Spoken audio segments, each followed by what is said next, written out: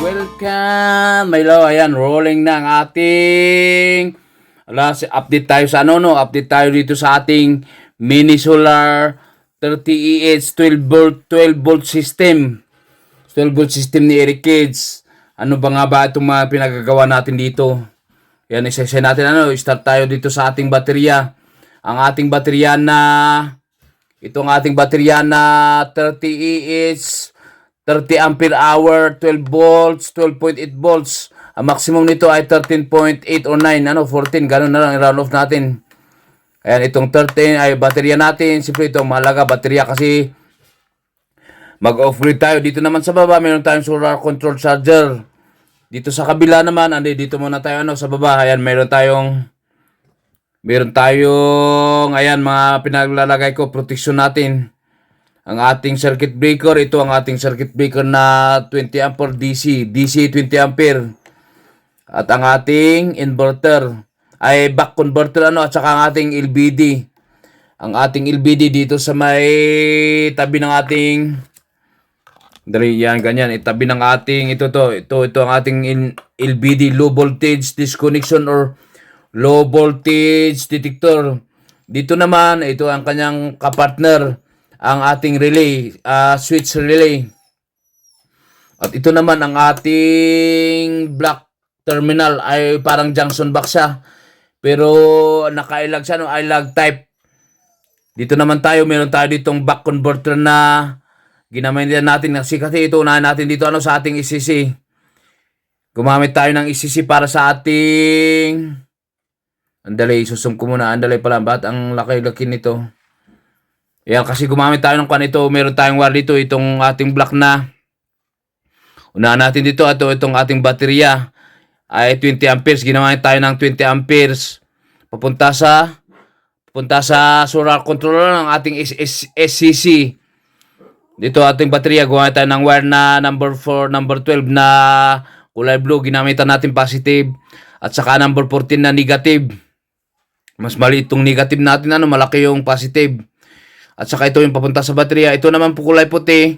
Ang ating solar controller ay solar panel. Solar panel galing sa bubong natin. Doon sa bubong. Dumaan sa ating bintana kasi hindi pa natin naayos yung niya. Hindi pa naayos ng ating wiring. Ay balik tayo. Hindi pa natin naayos yung kanyang line or PVC. Maglalagay tayo papasok dito sa atin. Hindi natin kayang umakyat sa bubong. Wala, dito naman sa tabi. Dito tayo sa kabila. Ito palang dali, ito, i-kuha naman natin itong kanyang mga pinagawa. Ito ang ating LBD. LBD gamit nito, supplyan yung ating relay para itong relay magiging switch ng ating inverter. Ang ating power inverter na para pag halimbawa nag-low voltage na ito, nag-low voltage itong ating LBD module para pag nag-shutdown siya or nag-low voltage, i-cut off niya yung para hindi ma-discharge yung ating baterya. Kakat off niya ang ating relay para maputol yung supply na positive. Isang wire lang to Positive lang sa kulay pula. Punta dito sa may supply na itong positive na blue. Pumunta naman dito sa baterya natin. Itong black natin pumunta dito sa may negative. Ito ating negative. Itong kulay green. Kulay black pala. Ito kulay black. Para ma-shutdown niya ito, para ma-proteksyonan natin ang ating baterya na kasi kwan lang ito.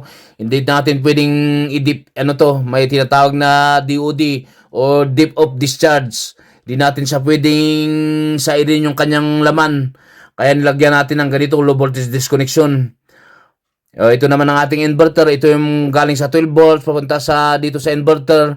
Maglalabas ng 220 gamit ang ating extension. Ayan, andali, ipapan ko yung ating camera. Yan, pumunta may doon sa may kuha natin. Ayan na, nakita nyo yung gamit ng ating fan. Ang ating fan na DIY. Itong DIY natin na fan. Para mahanginan ito kasi mainit itong ating relay. Nag-iinit ang ating relay. Ngayon, uon natin yung ating inverter. Iyon natin yan para masupply yung ating fan. Ayan, nag-una sa 220 na to. 220 na lumalabas dyan. Ito meron ako ditong tester valve na kulay 220. Tester valve natin, tester natin, may output yan na 220. Ay, hindi ko ma-shoot. Ayan na, 220. 220 ilaw niya volts. Ang ingay ng aso, ano ba yan? Ayan, tapos to extension na ito, makyat doon sa may, dito sa may taas, para may supply yung ating nakabang, ang ating nakabang yung ating router. Wait lang, maingay yung aso, ano ba yan? Ayan, yan, itong fan natin, ay uun natin yung fan. Uun natin itong fan gamit ang kanyang power supply na variable na kwanto ina-adjust ba. Ayan na, una sa, ayan na, humangin na siya. Umiikot na itong hangin, may hangin na lumalabas papunta dito sa ating system. Dito, ayan, maingay yung aking upuan. Ayun, tumutunog yung aking ay nagwi-whistle yung ating fan, yung fan ng ating inverter. O ayan, ganyan na ang ating mini solar setup na 12 volt system na 30Hz. Ang gulo ng ating camera.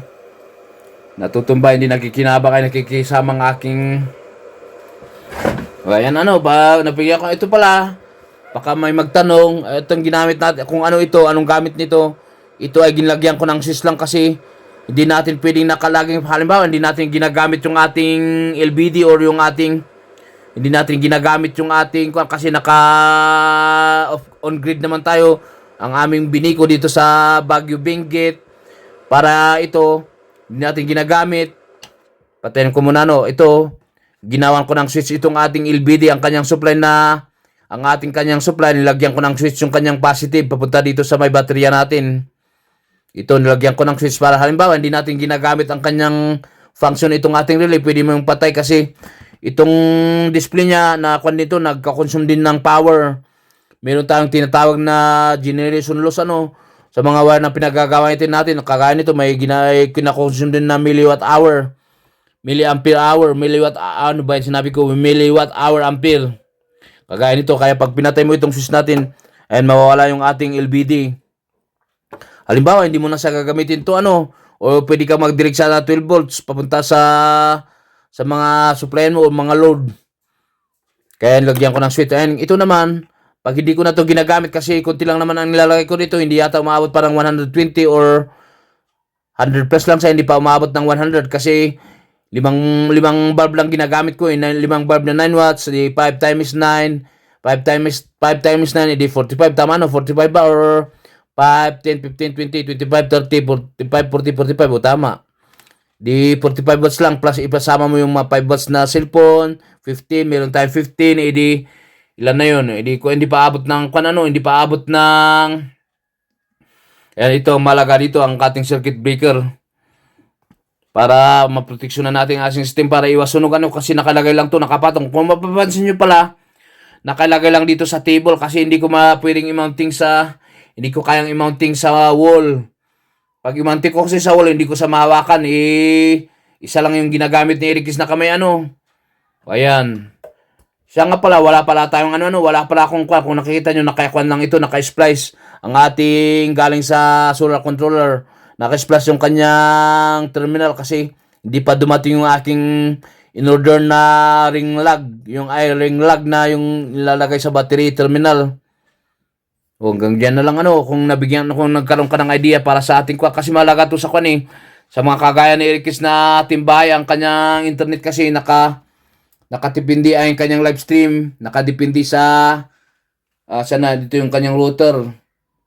Ayun, yung router natin sa taas, nakadikit sa may dingding. Pupunta sa ating mga kung ano dito sa gilid ko, mga supply natin na yan, mga sound card, mixer. Siyempre, ang ating mga gadget, andyan sila. Alas siya, hanggang dito na lang ating video. Kung nabigyan kita ng idea, baka gusto mo akong bigyan ng isang palike dyan. Kung hindi ka pa subscribe, hit mo na ang subscribe button. Nasama mo na ang notification bell para updated ka sa mga pinagagawa ni Eric Case na isang PW dahilan ng stroke, hemorrhagic stroke. Kung kaya ng kamay na Eric Case, ang kaya ng isang kamay na Eric Case, hindi kaya nang gawin. Alas hanggang dito na lang, And thank you for watching. Salamat sa mga dumalo pala. Sasagot pala natin ang ating mga ang aking mga family member, na very supportive kahit na ang aking kanyang Eric Kids. Siyempre ang ating mga kaibigan dyan sa chat box. Shout out sa inyo.